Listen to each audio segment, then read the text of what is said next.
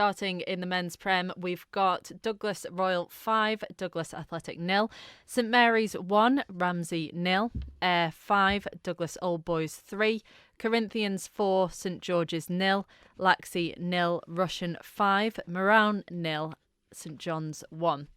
In JCK Div 2, Douglas and District 0, Union Mills 9, Michael 1, Ramsey Youth Centre 9, Braddon 5, Onken 6, Pulrose 1, Castletown 8, Jims 2, Colby 2, and also in that division the Foxdale and Maloo game was postponed. In Combi 1, I'm missing a score for Douglas Athletic versus Douglas Royal, so if you do happen to have that handy and you fancy helping us out, text in 166 177, it'd be great to hear from you. Douglas Old Boys 4, Ayr 5, St George's 0, Corinthians 3, Russian 3, Laxey 1, St John's 1, Moran 0. And in JCK Combi 2, Union Mills 7, Douglas and District 1, Ramsey Youth Centre 7, Michael 1, and Onken 6, Braddon 1, and I'm missing the score for the Maloo versus Foxdale game, but Tony Mepham might have it. We'll come to him shortly. And also the Colby and Jims game in JCK Combi 2 was postponed. Moving on to the rugby results from today. Douglas and South Vagabonds, that's a late kickoff, so we'll have scores with you shortly. Southern Nomads 12, Ramsey 32. In the Manx Bowl, Castletown 0, Emerging Nomads 53, Ramsey B 7, Weston Vikings 26, and the friendly match between Douglas North and St Jack's Vikings, Douglas North 38, St Jack's Vikings 17.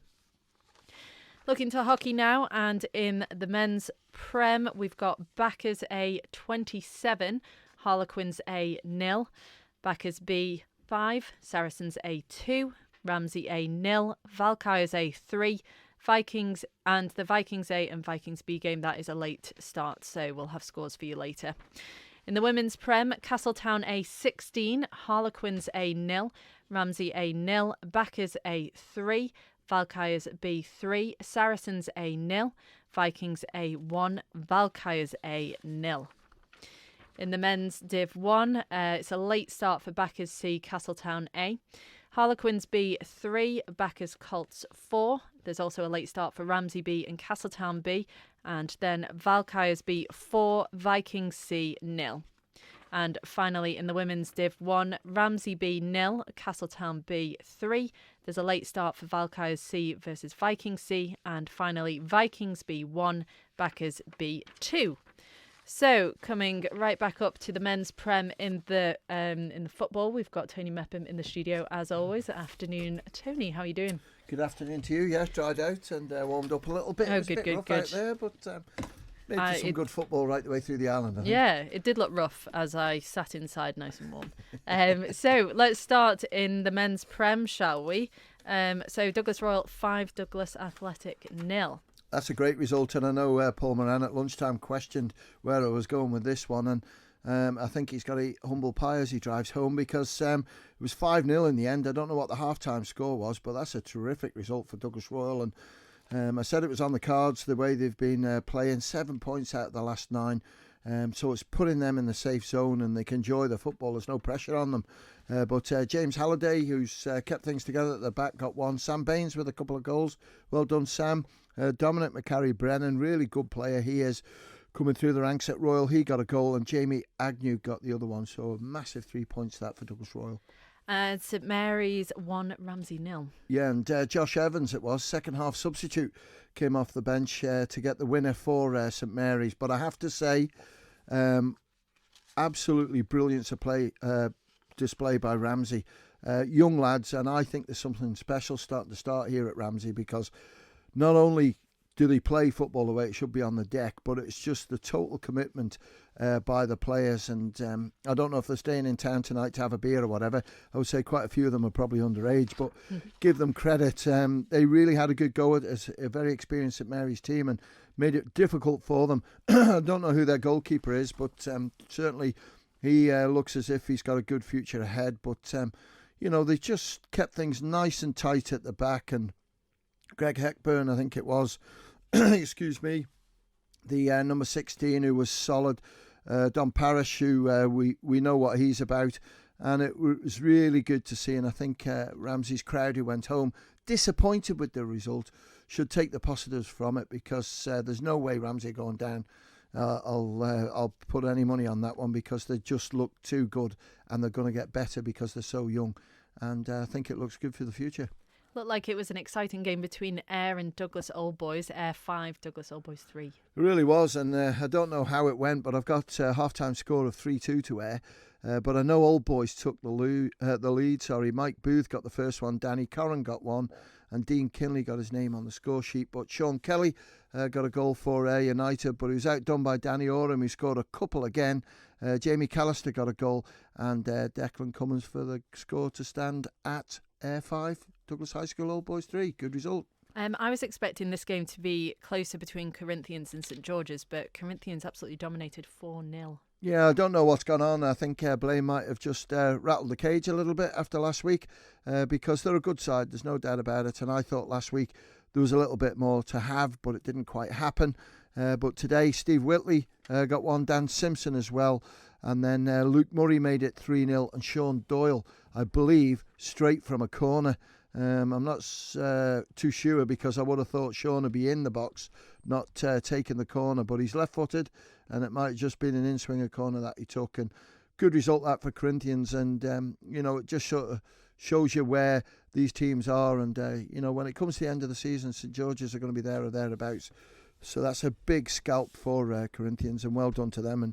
And St George's young players, it's more experience for them. And not really a surprising win by Russian. They beat Laxey 5-0. No, it wasn't. But to me, Russian have got some excellent players in there. But the man that's in form at the moment and seems to be getting better each game, and that's Ryan Crawley. Couple of goals for him today. Jamie Johnston as well, who's having a great season. He got a goal. Jack Kamada, I think that's his first goal for his new club at Russian. And I'm absolutely delighted on this one. Stevie Riding is 500th appearance. That's impressive. Got his name on the score sheet, so I'm sure the clubhouse is absolutely banging now. And I would say that the club have probably done something for Steve.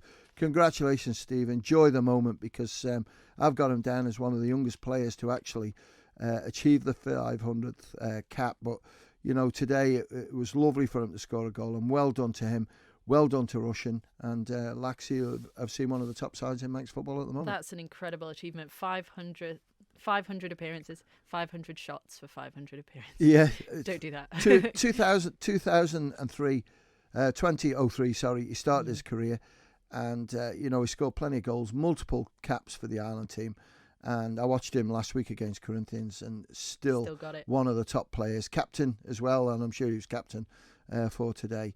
And he's a great lad too. Really nice lad. He's very pleasant, and pretty certain that it could get a bit messy later on tonight. I hope so. And finally in the Prem, St John's 1, Moran 0. Yeah, huge game this for Moran and St John's, but it was Lewis Daly who split them. He made it 1-0 at half time, and 1-0 it was at full time. But they had to change goalkeeper, because James Rice fell last night, drinking beer, whatever he was doing. He shouldn't be in drinking beer, and ended up having part of his ear sewed back on. So it sounds like a horrendous injury he's had, but it's not too bad when you can call him one of the best keepers on the island still, in my view. Is Damien Petkoff in, and Damo came in, and hopefully Damo can cover while James gets his ear sorted. Out. But I don't know. He's a young lad, just high spirits or whatever. But Ricey, behave yourself. But good result for St John's. And 3 points for them, and a massive 3 points it is as well. Puts them on 5. Moving on to JCK Div 2, Douglas and District 0, Union Mills 9. I've got on my sheet here 7-0 at half time, 9-0 at the end. Jack Murray got the first after 7 minutes. Jordan Crawley, I think it made it 2-0 after 14. Then the goals were flying in, so it didn't matter. But Jordan Crawley got 2 penalties. He completed his hat-trick. He had a hat-trick of assists as well, so it's been a great performance by Jordan Crawley today. Luke Booth didn't want the limelight all to go to Jordan, so he got a hat-trick as well. So there's a right nip and tuck going on between them two, Silver Boot, and there's other players as well. And Ben Evans got the other goal, so another super performance by Union Mills. Clean sheet. Foxy will be enjoying the night in his bar, I'm pretty certain, in his back garden tonight with the boys and have a few beers. Another 9 goals in the Ramsey Youth Centre versus Michael game. Ramsey Youth Centre 9, Michael 1. Yeah, thanks Andy for putting the score through, and it was Jason Crane with a couple of goals, Nick Hurt with 2 as well, Stephen Gross got a 2, Jack Gilbert, who's probably one of their best players, and after watching his dad doing some shapes next Sunday at a 50th birthday, can understand where he's got his speed and his movement from. Lewis Moran got a goal and an own goal as well, so another impressive performance by Ramsey Youth Centre. I haven't got Michael's goal scorer. Exciting game between Braddon and Onken. Braddon 5, Onken 6. Yeah, and I've got on my sheet here 1-0 to Onken at half time. So we had 10 goals, if you like, in the second half. So I don't know how it went. But Joe Rees on the score sheet. Mark Wolfen got one again.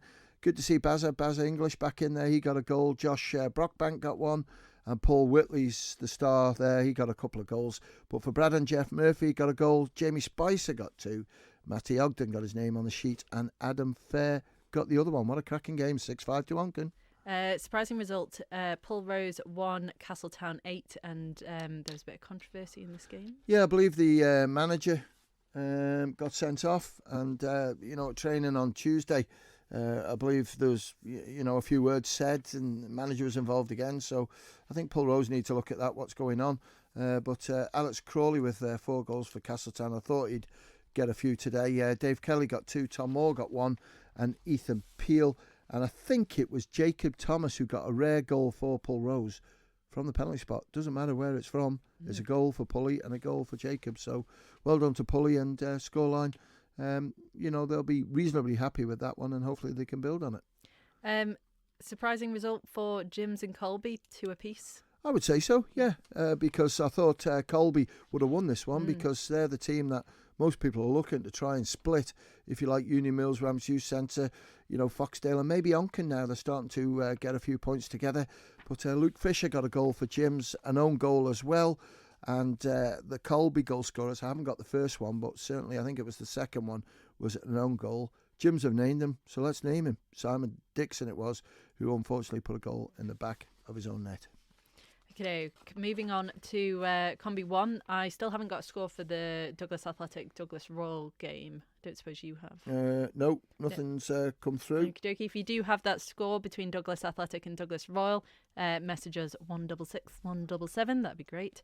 Douglas Old Boys 4, Air 5. This sounds a brilliant game because Old Boys, I think I heard, were 2-1 up. But Jamie White with 2 goals today. Dom Dawson, well, I expected Dom to get one. He's well coached in the Masters on a Sunday. Nathan Halsall got the other one. But for Ayr United, I take it it's 2 brothers. James Reid got 3. Harry Reid got 2. So after 3-3 at half time, 5-4 finish to Ayr. Good 3 points for Ayr. Mm-hmm. And St George's 0, Corinthians 3. That's a good result for Corinthians because St George's, Peel, Corinthians, Russian, to me, are the top 4 sides in combination 1, and today was going to be a tricky game for them, but Kane Rydings put that to bed. He got 2 goals. Adam McCulloch, it wouldn't look like a combi Corinthians score sheet without Adam in it, so 3-0 it finished, and that's a good result against a very talented young St George's team. We've got Russian 3, Laxey 1. Yep, Josh Tor, is it, who got 1 for Russian. Andrew Blake, well done Blakey, got a goal, and Andrew Moody got 1 as well. It was 1-0 to Russian at half time. We haven't got Laxey's goal scorer, so if you could text us through, please, 166 177, and we'll give the scorer a mention. And finally, St John's 1, Moran 0. Yeah, so it's bragging rights to St John's. 6 points for them, 3 for the first team, 3 for the combi.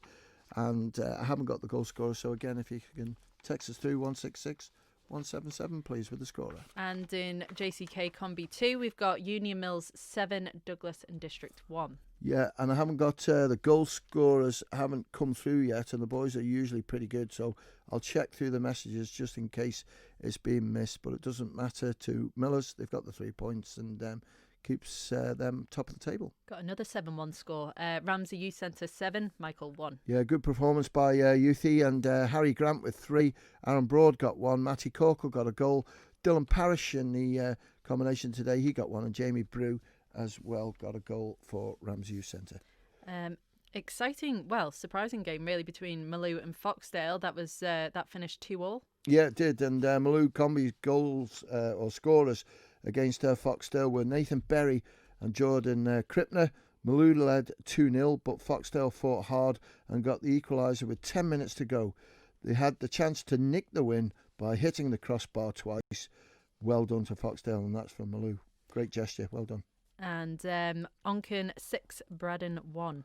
And again, another big game in this one. I haven't got Onken's goal scorers through yet. I've asked for them, they've not come through. But for Braddon, I've got Alex Haddock, who's actually a goalkeeper, got the goal for Braddon. Fantastic. Any big surprises today? Let's have a look at, the Premier League Division 2 is the one that we sort of look at. And Douglas Royal against Athletic, that's a huge result. 5-0 against a team that, alongside them was brilliant. Ramsey's performance today was special. And I think Anthony Cooper should take a lot from that performance of the boys today. Ayr against Old Boys, we knew it was going to be close, but Ayr are doing really well in the Premier League.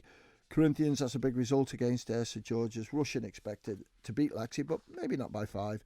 And St John's, I didn't expect that one, so I apologise to St John's because I thought Manham would have taken it. But in Division 2, it's as we were. Uni Mills winning, Ramsey Youth Centre winning, 3 points each for them. Okay, it's a gain for Onken, getting 3 points. Castan and Pulley languishing a little bit down towards the bottom. But Colby will be really disappointed dropping points in that, and it makes the gap between Mills and Ramsey Youth Centre even bigger. Just quickly, tomorrow we have the Women's League. There is a game that's been postponed. Yep. The Colby versus Douglas Old Boys, that's been postponed because of an unfit pitch. But we've also got Peel versus Douglas Royal. Yep. And Corinthians versus Castletown. What are you predicting for those matches? Corinthians against Castletown. It's hard to say, but, luckily the women's teams are pretty sensible. Corinthians have beaten Peel, they've beaten Royal, so the top of the table. That's a huge game, Royal against Peel tomorrow, because to me a draw's no good to either of them. It plays into the hands of Corinthians. As well as either of them win, it's a bit of a clawback because this is the halfway stage of the season tomorrow for them. So there'll be rearranged fixtures next week for a couple of games that were postponed. And then we go into the Floodlit Cup, sign of winter coming. And then we wait till sort of January to get the second stage of the grass going. But I think Castletown against Corinthians, that's going to be a tough game for Castletown. And certainly the one that we're looking out for is that Royal and Peel result tomorrow. And it's a shame with Colby because I'm surprised because their pitches are one of the best on the island. And to call them off today before the weather, and to be honest with you, I've not heard any reports of any bad pitches today. And it's a shame. I heard a comment, about Foxdale, how's their game off? And the FA have given them money to improve their pitch. It's a slow process to improve a pitch. Foxdale work tirelessly up there. They know they've got a problem. And some stage it's going to have to be dug up or something major is going to have to happen to it. But the work that was necessary to be done this year has been done. And I know today they protected it a little bit, which I get.